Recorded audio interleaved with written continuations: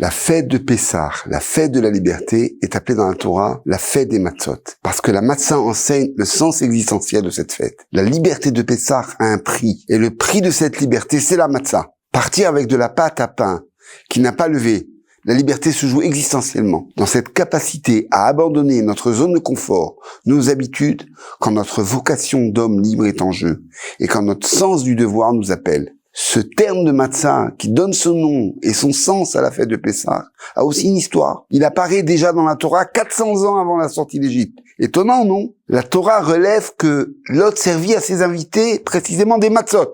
Lot avait appris beaucoup chez Abraham. Il a appris le sens de l'entraide, la valeur de l'hospitalité. On le voit recevoir les étrangers chez lui en plein Sodome, au prix de sa vie.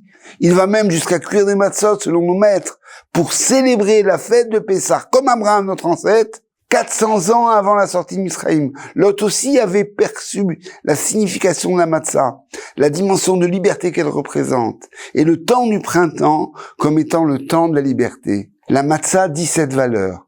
Ne pas attendre que la pâte lève, se contenter d'un pain non levé pour choisir la liberté. Et pourtant, malgré tout, Lot n'a saisi que la dimension rituelle de la matzah. Mais au moment décisif, lorsque les anges le préviennent de la destruction imminente de Sodome, Lot tarde, il hésite, alors qu'il a risqué sa vie pour accueillir des étrangers. Il hésite à quitter la ville, à abandonner son avoir, sa place dans la ville. Il risque pourtant de mourir.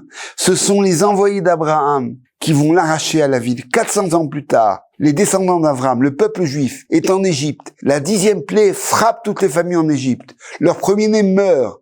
Et Pharaon laisse les enfants d'Israël sortir de l'Égypte. Pharaon se dit peut-être même, je les laisse partir et nous verrons qui suivra Moshe. Et pour aller où? Dans le désert. Mais précisément, à ce moment décisif, contrairement à Lot, les Bnei Israël n'hésitent pas. 600 000 familles quittent l'Égypte, sans provision de pain, avec leurs pattes non levées, sans attendre quoi que ce soit. Ils perçoivent l'enjeu, sortir de la maison des esclaves, accomplir notre vocation d'homme libre, de descendants d'Abraham, Isaac et Yaakov, ou alors rester asservis éternellement à Pharaon. S'ils s'étaient attardés pour organiser leur sortie, pour cuire le pain, etc., personne ne serait sorti. Les portes de l'Égypte, de la maison des esclaves, se seraient refermées définitivement. Le secret, ne pas attendre, ne pas laisser nos habitudes et notre attachement à notre confort matériel fausser nos priorités. C'est le secret de la sortie d'Égypte. C'est la leçon des matzot, du pain non levé. Mitzvah ba'al yadecha al tachmitzena. Quand tu as un devoir à accomplir, n'attends pas. Priorise tes priorités.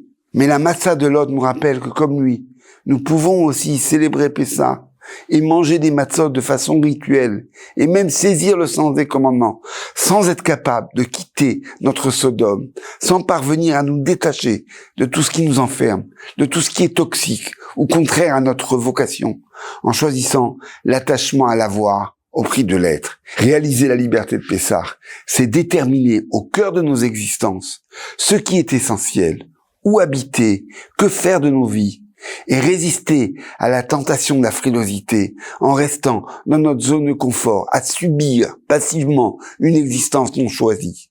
Que cette fête de Pessah soit la fête du véritable Chérout, la délivrance de tous nos asservissements, la liberté pour tous nos captifs et la délivrance d'Israël, Pessah Sameach Vekacher.